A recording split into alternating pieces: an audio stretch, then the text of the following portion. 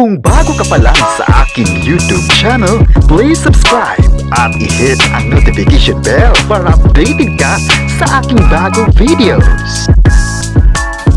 Kim Pao, may bagong pasabog. Paolo at Kim Chiu, inabangan sa location ng taping. Ang buong detalye, alamin.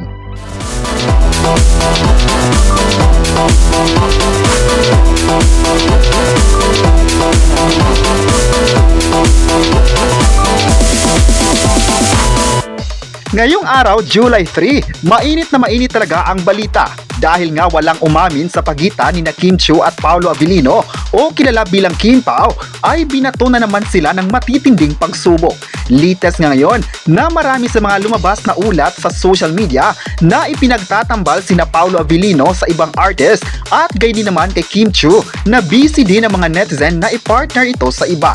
May mga issue kasi o intriga ngayon sa social media kung saan mas sinubok ang dalawa ng matitinding challenge sa buhay showbiz at bilang isang tambalan. Hindi nga hihinto ang mga hanash na mga basher kung wala sa kanila ang magtatapat ng totoong namamagitan sa dalawa. Maalalang nabanggit din ang pangalan ni Sam Milby sa social media kung saan kino-question din ng mga netizen kung bakit naiugnay ito kay Kim Chiu sa tambalang Kim Pao. May netizen ang nagsabing baka raw ay magkakasama ang dalawa sa isang proyekto ngayon ng The Alibi kaya pinag-usapan sila ng karamihan. Maalalang nagkaroon ng project together sina Sam Milby at Kim Chiu kung saan marami sa mga fans noon ang nagkakagusto sa connection nila on screen.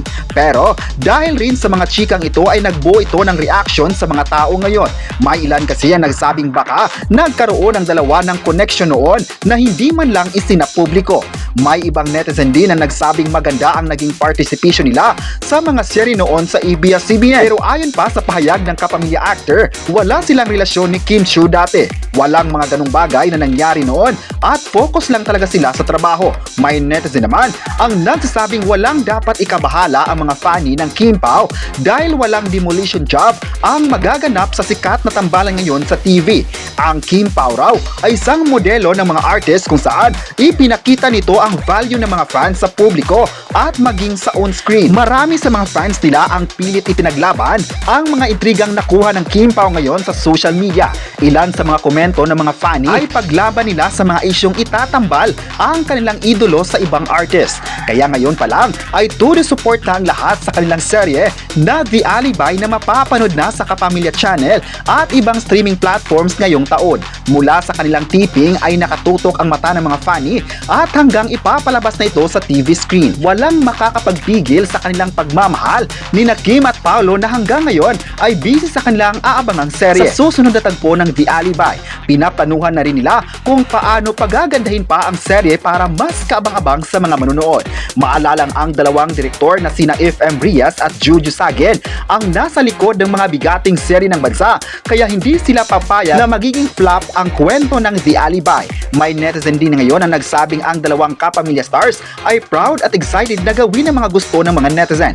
Ito din kasi ang pagbabalik TV matapos ang isang taon ng pagpapahinga. Pero kahit naman nahinto sila sa TV project ay di naman sila nababakante dahil nakagawa sila ng movie sa taong ito na My Love Will Make You Disappear. Tuloy-tuloy talaga ang exposure ng dalawa sa industriya kaya di may tatanggi na patuloy din ang pagkinang nito sa showbiz. Ang dalawang bigating stars na ito ay nagmarka sa puso ng mga fans at pati na ngayon na mas lumubo pa ang fandom ng Kim Pao sa buong mundo. Sa pag-iikot ng kwento ng Kim Pao ay marami sa mga nagkomento sa mga balita natin na galing pa ng ibang bansa ay proud sa nakamit ng dalawa sa bansa. Hindi naman kasi mapapantayan ang husay nilang pagpapakilig sa sambayanang Pilipino. Ayon pa ng mga fans, kahit i-link pa sila ng iba't ibang artist, hindi mawawala sa kanila ang tiwala at pagmamahal dahil walang makakapantay sa kilig at inspirasyon na binigay nila sa mga tao.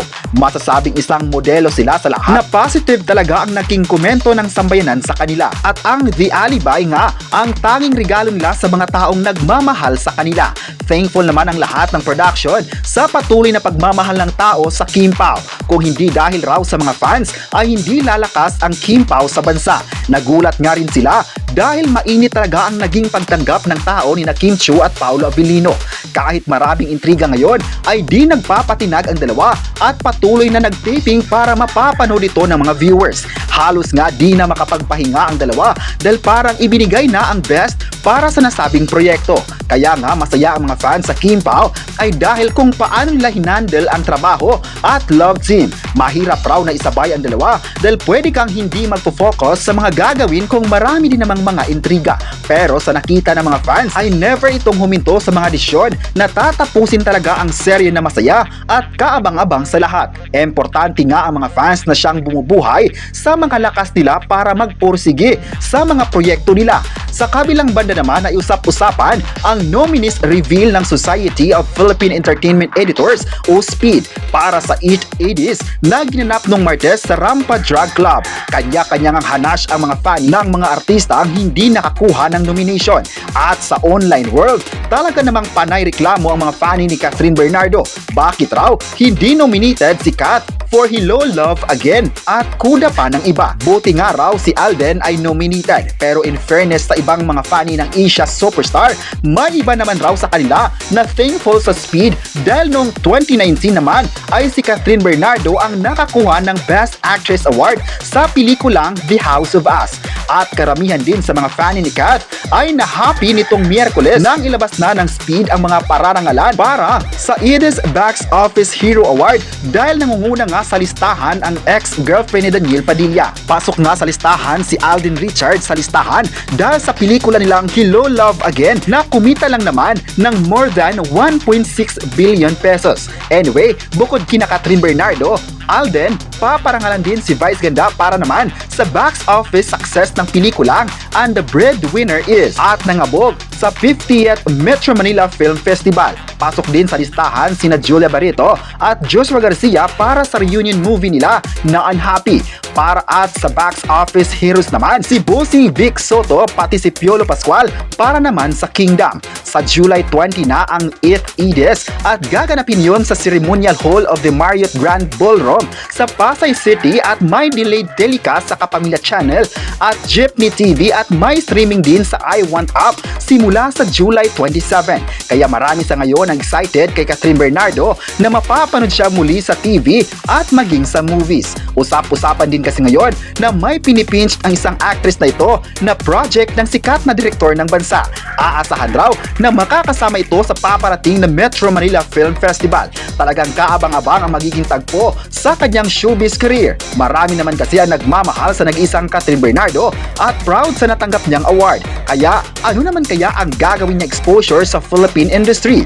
Yan ang tanong na dapat masasaksihan sa mga susunod na balita. Kayo, ano ang masabi nyo na matatag pa rin ang Kim Pao sa intriga? I-comment na kung proud ba kayo sa kanila at huwag kalimutang isubscribe ang ating YouTube channel.